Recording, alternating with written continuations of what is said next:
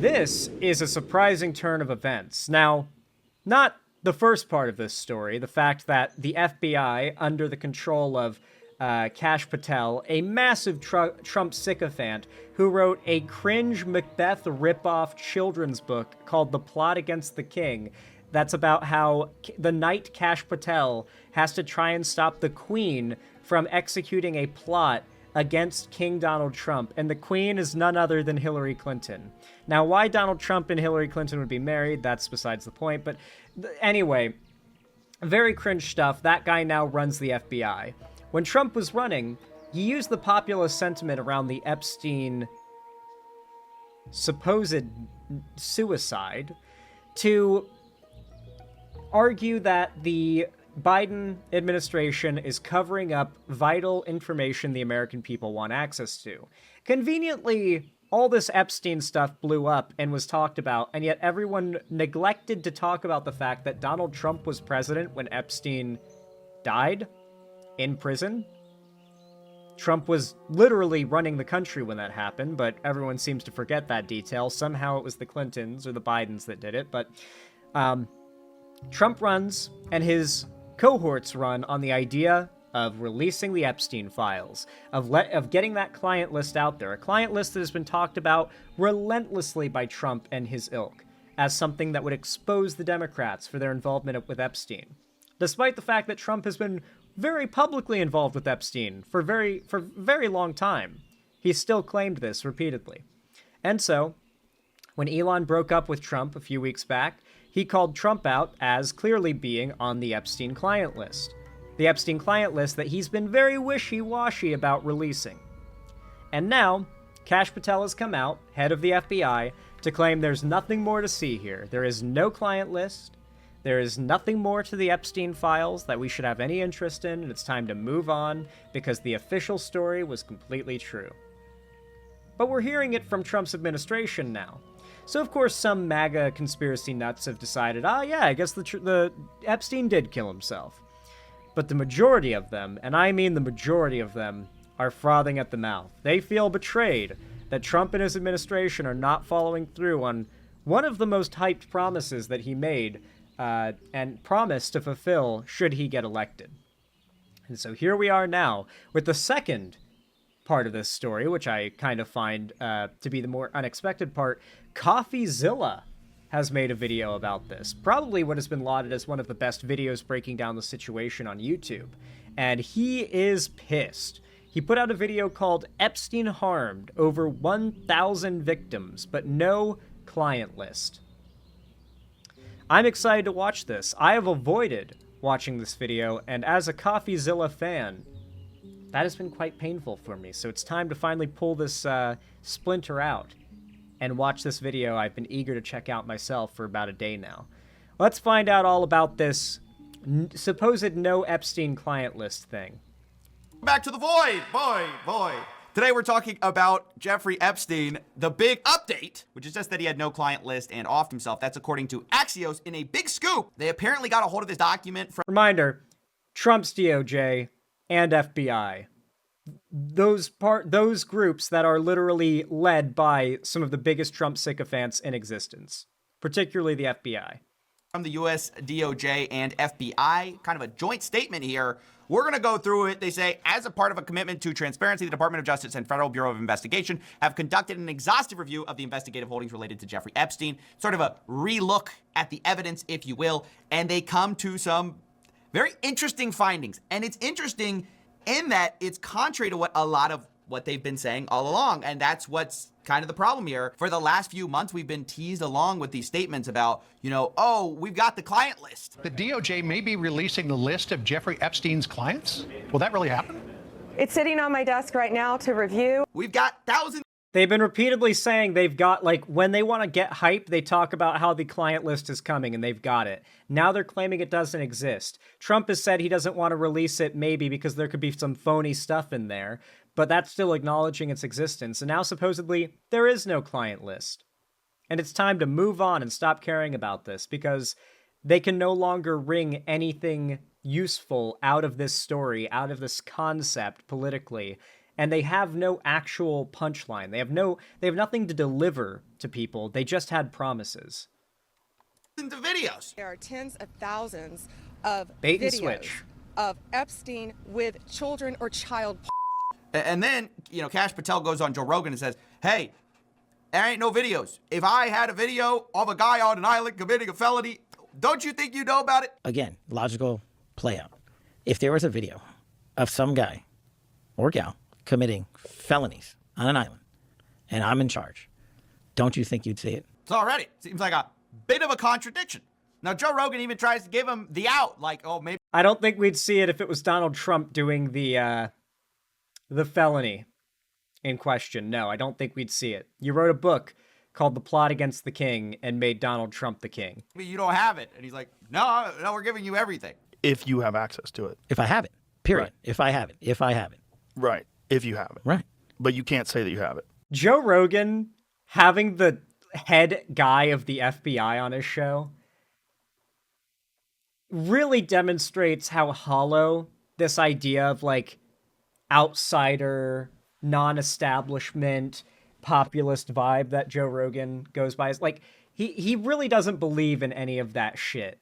Now that someone who agrees with him politically is the head of the FBI, he's buddy, come on to the podcast, let's talk it out. Let's smoke the weed together. Let's get stoned with the head of the FBI. No, we're giving you everything we have. So far.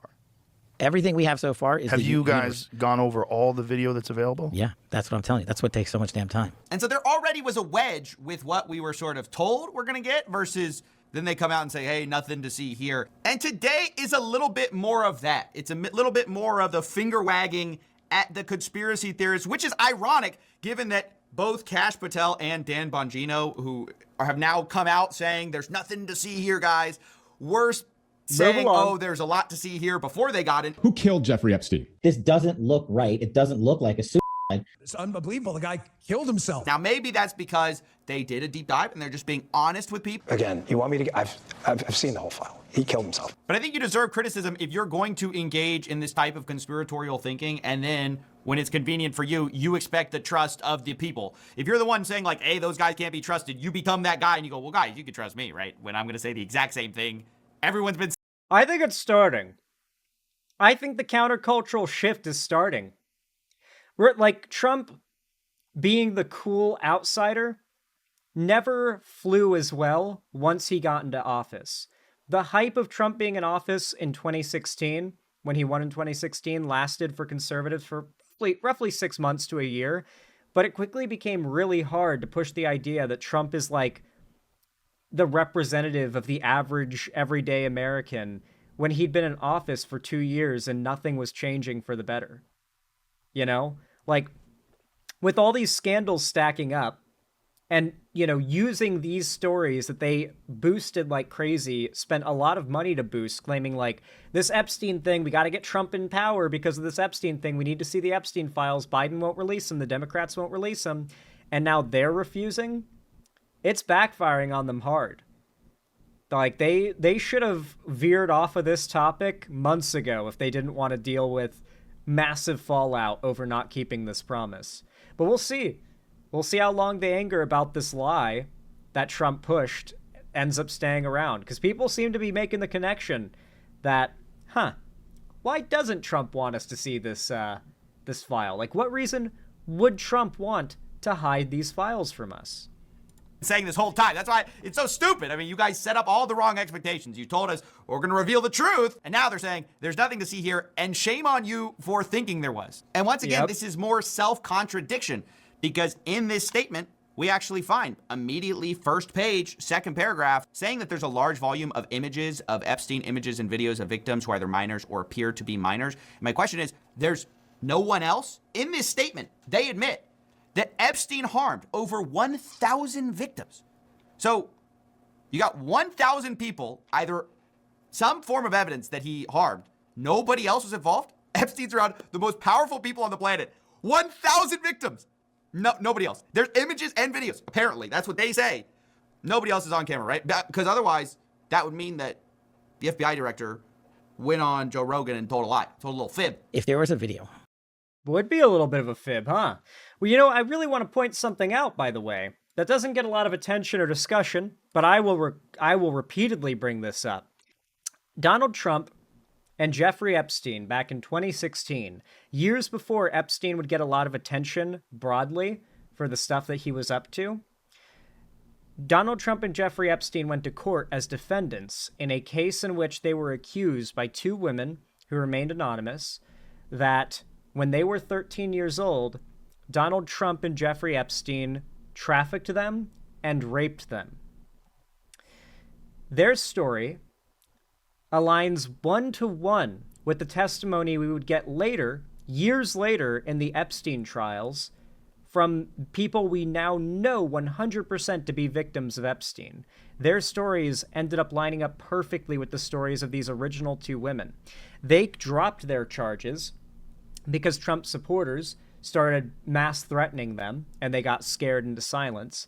But way before any of this was like a big thing that had attention on it, Trump and Epstein were already getting accused of having done things to young girls and going to court over it. And no one remembers this. Like, no one talks about it.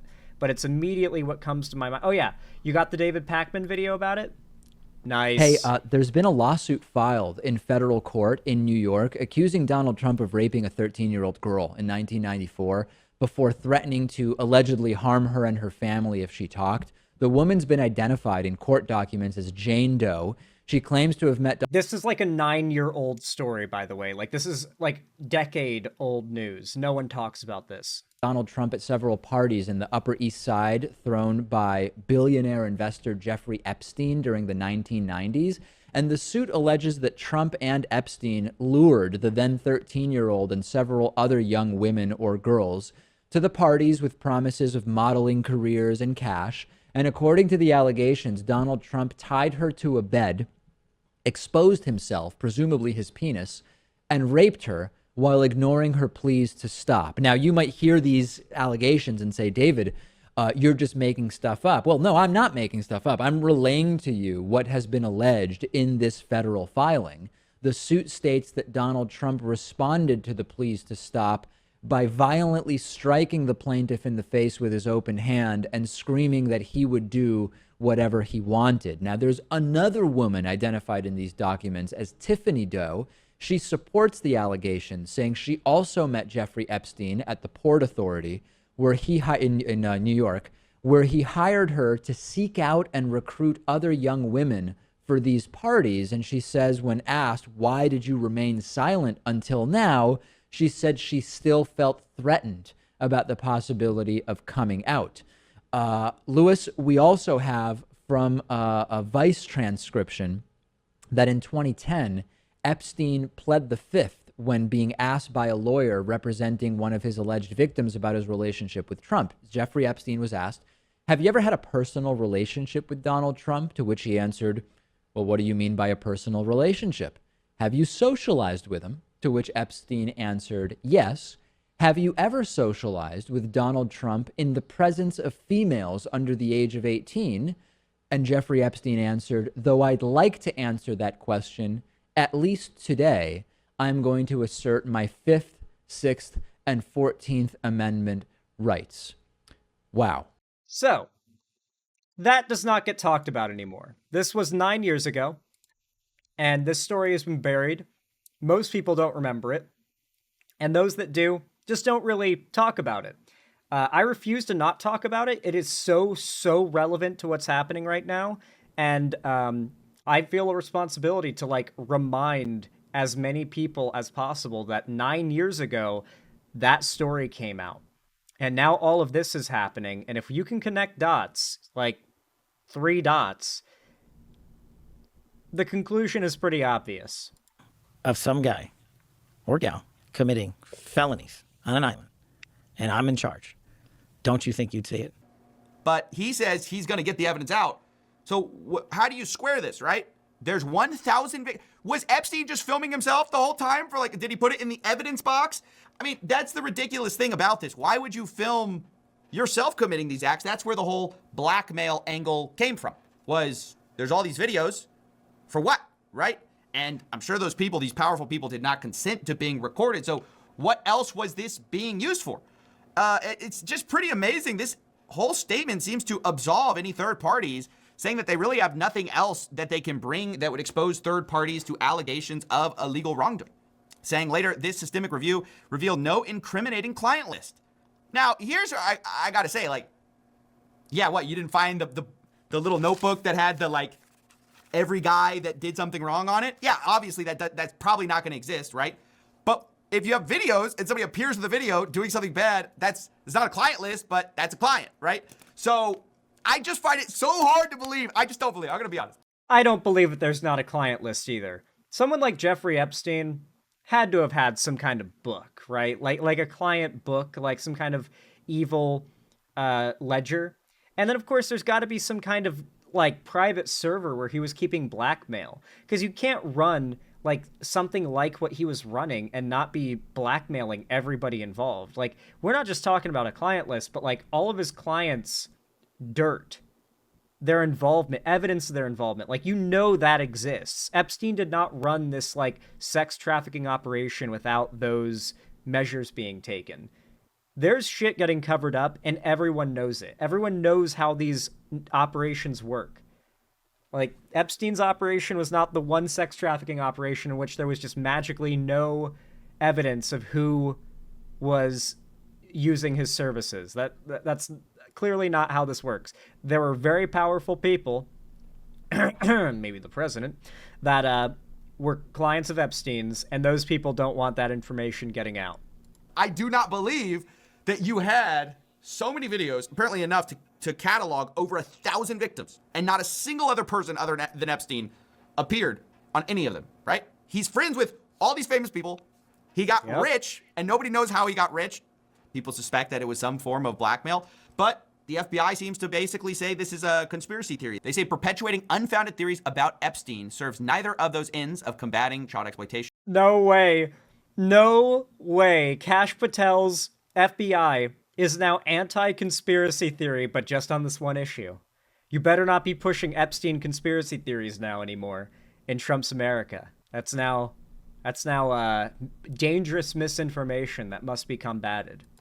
And bringing justice to victims. You know, I actually agree with that. I do think we have to be careful not to jump to, conspiracy theories. The problem is when you release contradictory evidence, it makes people think that you're hiding stuff. Like that is not being helped in this release. I don't know if they're saying, oh, we're being so transparent here.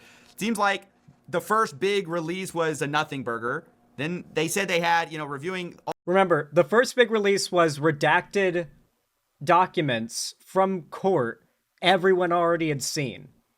And they released them in these like boxes, these like fancy like Epstein files phase 1 release boxes that they did a big press tour about.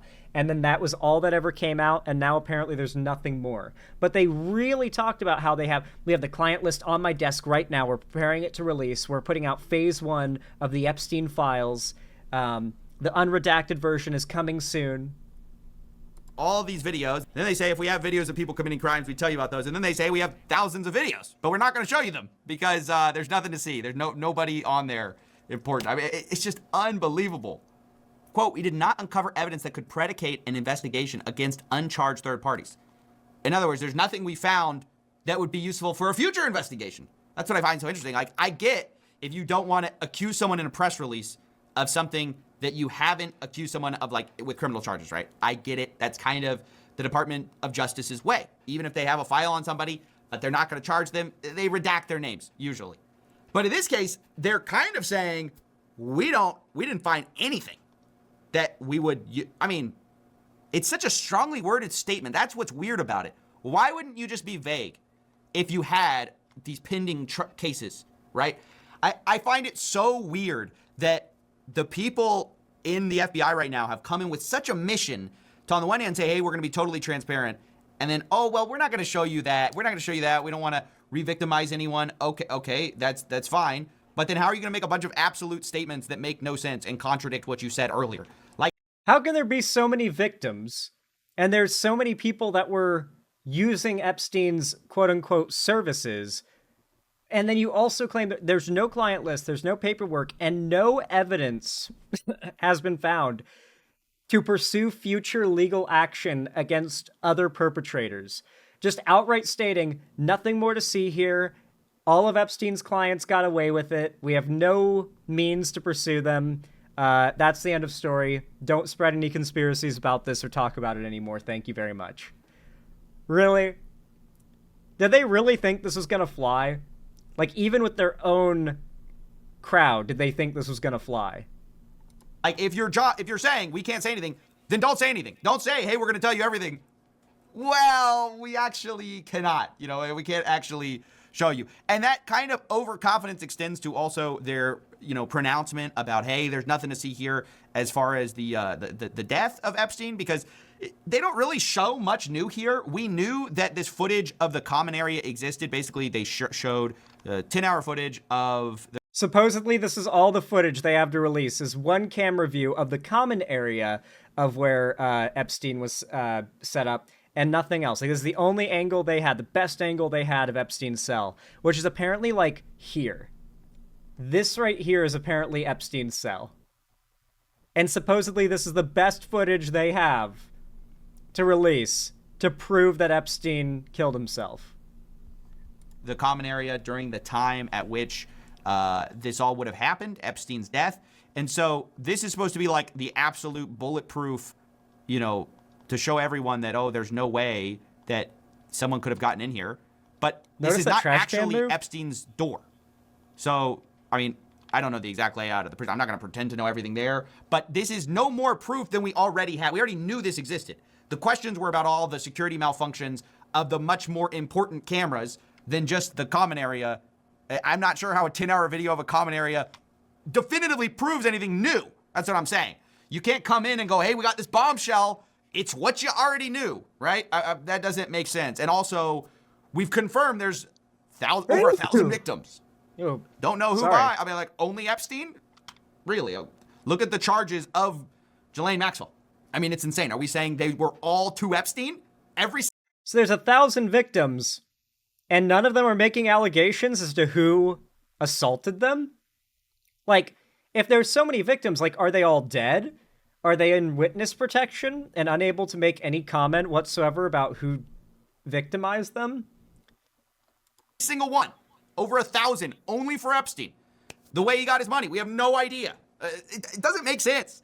So yeah, an incredibly frustrating day for anyone who was expecting anything new from this Bill Clinton administration exonerated? coming in saying they were going to clean house, get rid of the corruption, fight for truth, release the truth. You know, you're not gonna catch me hiding a guy on an island, right? And so I don't know. I was kind of stunned to see this report. I just thought, if you're gonna say this, which again doesn't really say anything new, only it's kind of like a backhanded, you know, hey, stop being such a conspiracy theorist, guys. You know, that is Come on, what I nothing find to see strange. here. Move along. Just the absolute over-promising and under-delivering. I mean, again, if you're going to open source everything, okay, that's fine. If you're not going to open source everything, you're going to say, hey, we got to protect people, fine. Don't make a bunch of pronouncements and don't deliver on them. Just kind of a complete self-own here. But it's also what you get when you say for years. It's wild that Donald Trump had the balls to use the Epstein files as, like, rocket fuel for his popularity, while simultaneously being implicated by them. So if he followed through on the thing he was promising to do that got him so much support, it would destroy him. And he always knew this, and yet he still used the Epstein files for momentum. Like, truly to Trump, no press is bad press. As long as he's getting attention, it's good. And he knows that. That the deep state is hiding something, and then you become the deep state. Hello, welcome back to The Void. Good video. I think fundamentally people are starting to realize, even those that aren't super into politics, that Donald Trump, you know, he is the deep state now. He is in charge, and the crazy shit that he does isn't a joke anymore. He is president. People had the same realization in 2016, or I should say more 2017 and 2018. They realized, like, these aren't just funny jokes anymore. Donald Trump is actually president and doing these things. You know, he's running the country poorly. and it led to a massive shift, and I think we're starting to see it already. I mean, it's been happening, but I think we're starting to see it continue to escalate. People are starting to break out of even not just the Trump spell, but the melancholy of feeling like Trump and the Democrats, it's all just a bunch of crazy politics, nothing worth paying attention to. There's no big difference between the parties, and I feel a lot of people think that way and just choose not to vote. And I hope that seeing Trump build an oligarchy and cover up the story behind one of the most interesting conspiracies among Americans right now, hopefully it wakes some people up to the fact that at the very least, allowing Trump to continue to hold on to power is not a good thing. Could be wrong, though. We'll have to wait and see.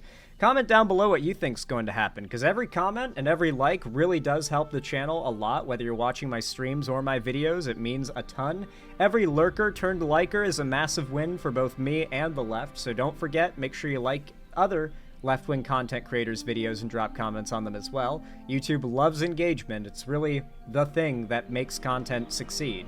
And of course, if you want to see more from me in the future, make sure to subscribe and ring the bell icon to turn on all notifications so YouTube actually tells you when I go live or upload new videos in the future. And of course, if you want to see more from me on other platforms, be sure to follow my social medias linked down below, especially my fan Discord, as it's the main hub of my community and fan base. And on top of that, I host gaming events, call-in streams, and watch parties there every Friday, every week. So if you don't want to miss it, make sure you join my Discord server. That's the place to be.